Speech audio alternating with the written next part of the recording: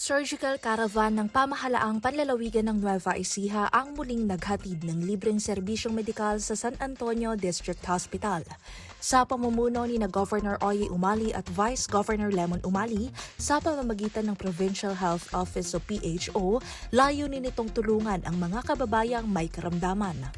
Dahil sa programang ito, nabigyan ng pagkakataong maoperahan ang mga pasyenteng matagal nang nagtitiis sa kanilang mga iniindang bukol.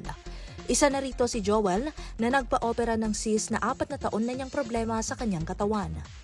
Gob, maraming po salamat. Hindi po nasayang ang boto namin sa inyo. Salamat po. Nagpatanggal din si Oliver ng lumaking bukol sa kanyang mukha na nagsimula lamang bilang isang simpleng tigyawat noon.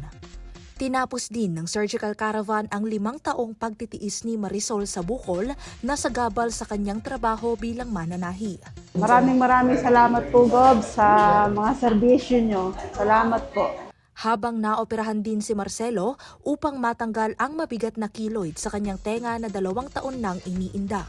Natulungan din si Hener na maalis ang kanyang cyst na 15 taon na niyang dinadala at tinitiis. Maraming salamat po sa lahat po ng support at nagano sa mga po ni Gob. Sa inyo po lahat. Maraming salamat po at nawala na po yung bukol ko.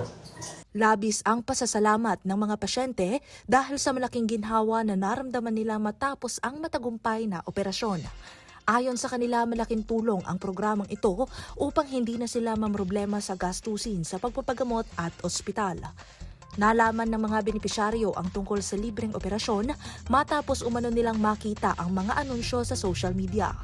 Dahil sa impormasyong ito, hindi na nag-atubili ang mga pasyente na mag-schedule at magtungo sa nasabing district hospital.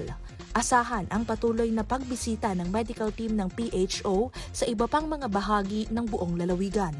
Tinitiyak ng Kapitolyo na magpapatuloy ang mga ganitong misyon para sa ikabubuti ng kalusugan ng bawat Nova Ecijano.